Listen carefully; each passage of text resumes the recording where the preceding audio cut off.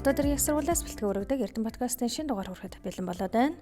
Энэ удаагийн дугаартаа Эрдэм шинжилгээ судалгаа сургалтын үйл ажиллагааг тодорхойлох, шинэ мэдлэгийг нэвтрүүлэх, судлаачдын бүтээл сэтгэлээ хөгжүүлэх, инновацийн хөгжилд бодиттой хувь нэмэр оруулах зорилгоор Инновац 2021 шилдэг бүтээл төсөл шалгаруулах уралдаанд 3 дугаар аринд шалгарсан, 20 хал эдлэгсдийн арга гэрт үйлчлэх сайт төслөөр шалгарсан, Эрдэм шинжилгээний нэгдсэн урайлангийн шүүхийн шийдвэр гүйцэтгэл судлалын төвийн эрхлэгч доктор Хурандаа алтан гэрлэг урьж оролцуулж байна. Таны амрыг ирээ. Амрыг ирээ. За баярлалаа. Эхний асуултаа асууя. 20 хал эдлэгсдийн арга гэрийнхэн зориулсан аппликейшн ямар хэрэгцээ шаардлагад үндэслэн гаргасан бэ? Мөн судалгаа хийн төсөл боловсруулсан шалтгаан нь юу байсан бэ? За та бүхэн өдрийн амар амгалан айлтгая. Манай шүүгэн шийдвэргүй судлалын төвийн судлаачдын нэг үндсэн судалгааны ажлын сэдэв бол 20 хал эдлүүлэх ажиллагаа. Тэдгээр эрх зүйн зохицуулалт тулгымдсан асуудал судалгааны тэр чиглэлээр судалгааны ажил хийдэг. За энэ удаа бидний 20 яд эдгсдийн арга гэрт үйлчлэх аппликейшны сайтын төслийг боловсруулах болсон үндэс шаардлага бол ер нь одоо Монгол улсын хэмжээнд 4-5 мянган орчим хоригдлууд ял эдэлж байна. Тэгээ энэ хоригдлуудын арга гэр болох нэг хоригдлын арга гэрт одоо 4 хүн байдаг гэж үзэх юм бол нэг 20 орчим мянган хүний асуудал яригддаг. Тэгээ энэ практикт ингээ харахад хоригдлын арга гэрийнхэнд 2-3 үндсэн тулгамж байгаа асуудал байгаад. Нэгдүгээрт юу байх вэ гэхээр одоо жишээлбэл нэг хоригдол ял аваад тэгээ 4 жил 5 сар гээд ял авлаа гэж бодоход хэдэн оны хэдэн сар суулгадах нь тодорхой бос байдаг арга гэрийнхэнд нь. Дээрээс нь 20 хал хэлж хугацаанд засвар хүмүүжлээ харуулах юм бол шагналын хоног авна. Ялд нь өөрчлөлт орол тодорхой хэмжээр хасагдана гэдэг юм уу. Энэ олон хөдөлгөөнүүд гарч байгаа учраас энэ хөдөлгөөнийг арга гэрийнхэн тухай бүр мэдэх боломж байдгүй. Хоёрдугаар хамгийн том асуудал нь юу вэ гэхээр эргэлт уулзалтын тухай асуудал байна. Уулзалтаар 20 ангид хоригдож байгаа хоригдлын арга гэрийнхэн өөрийнхөө цаг зав, хөрөнгө хүчээ зарцуулаад тухайлбал үүдээ Баян-Улгийн аймагаас Улаанбаатар хотод ял идэж байгаа хүнээ ирэх гээд очиход ямар хэмжээний зардал гарах вэ? Тэгээд цаг хугацаа гарна. Тэгээд бид судалгаа хийгээд үзэлтэй судалгаа хийхэд уулзалтаар ирж байгаа хүмүүсээс хамгийн багадаа бодоход нэг 50 мянган төгрөгөөс эхэлдэг юм байна. Тэгээд хол явах тусмаа их олон өндөр зардал гардаг. Ингээд эргэлтээр очиход нөгөө хоригдол дээр нь хуулиар заасан та эргэлт уулзалтаар их хугацаа болоогүй байна. Та одоо юу гэдэг хууль бус үйл авчирсан байна ч гэдэг юм хүндрэлтэй асуудал очоод тухайн хүн одоо тэр цаг зав хөрөнгө мөнгөөр аврах тухай асуудал байгаад.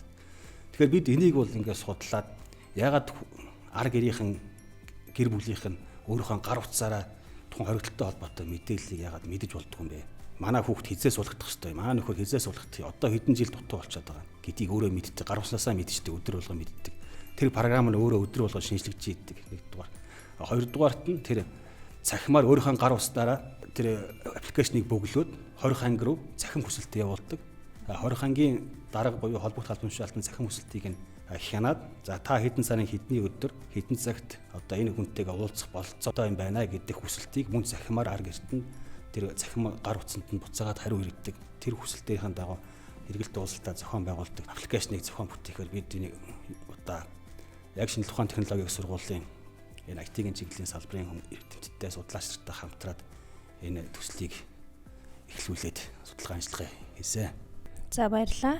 Таны энэ бүтээлийн зорилго одоо ач холбогдол нь юу вэ? Энэ аппликейшн одоо иргэдэд ямар мэдээлэл хүргэдэг вэ? За энэ аппликейшнийг бий болгоснороо эхний ээлжинд хамгийн гол нь иргэдэд учирж байгаа энэ хүндрэл бэрхшээл цаг хугацаа хөрөнгө мөнгийг хэмнээ нэгдүгээрт нь хоёрдугаарт энэ төрийн үйлчилгээ аль болох иргэдэд шуурхай байх хүндрэл чирэгдэлгүй байх талын зорилгыг бид агуулахыг зорьсон. Хамгийн гол түрүүний хэлсэн тийм зорилготой холбоотой мэдээллийн үндсэн багтаамж нь болохоор хоригдлын суулгах хугацаа, ял эдэлж байгаа хугацааны тухай асуудлыг бид энэ дээр гаргана. Хоёрдугаар тэр хоригдлын арга гэрийнхэн хизээ уулзалтыг хийж болох уу гэдэг талаар мэдээллийг хөргүүлнэ. Гуравдугаарт хоригдлын нэрийн данс буюу хоригдл өөрт нь байгаа тэр дансны мэдээллийг бол 20 ангид байгаа 20 ангид байгаа мэдээллийг хоригдлын арга гэрийнхэн өөрөө тэр шууд гар уснасаа өөрийнхөө тэр зөвхөн компьютер гэдэг юм уу цахим мэдээллийн хэрэгслээр ашиглаж харах болцоотой байна. Цаашид бол бид бас энийг бас сайжруулах гэж бас нэлээд судалгааны ажил хийгдэж байгаа. 20 хаяал эдлэгсдийн арга гэрт үйлчлэх сайт төслөө одоо хэрэгжүүлж эхэлсэн үү? 20 ангиутай хамтарч ажиллаж туршилт судалгаа хийсэн талаараа мэдээлэл өгнө үү? Бид програмаа хангамжаа бий болгосныхаа дараа шүүгэн шийдвэр гүйцэтгэлийн газрын харьяа амгалант дэх 421 дугаар ангид туршилтын ажлаа эхлүүлсэн байгаа.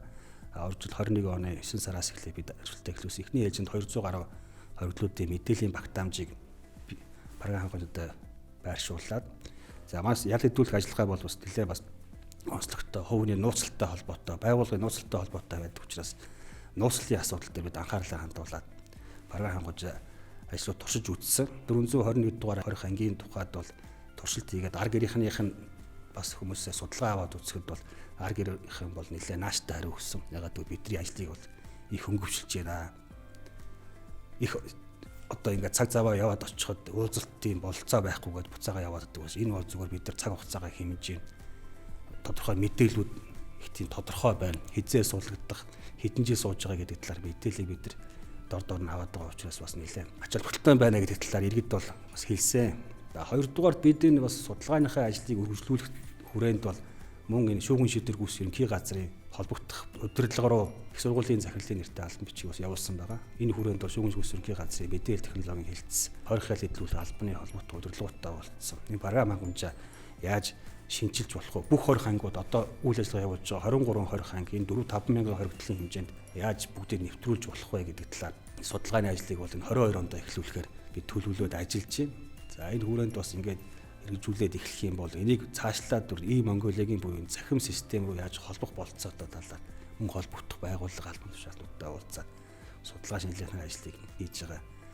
Энэ програм хангамж байгаа бүс сайжруулах чиглэлээр бид энэ зөвхөн эргэлт уулзалт энэ хоригдлын ял идэх хугацаанаас гадна бид энэ програм хангамжийг хоригдлын сургалтанд нийгэмшүүлэх ажилд ашиглах болцоог бас нэлээд судалж байгаа. Өөрөөр хэлбэл хоригдл цахим сургалтанд хамрах болцоотой байна гэдэг байдлыг бол энэ програм хангамжаар дамжуулаад хэрэгжүүл болно гэдэг талаар бас шүүгэн шийдвэргүйс ерөнхий газартай хамтарсан судалгааны ажлыг 22 онд хийхэд төлөвлөд ажиллаж байна. За баярлалаа. Таны Эрдэм их улс судалгааны ажил өндөр амжилт хүсье. За баярлалаа.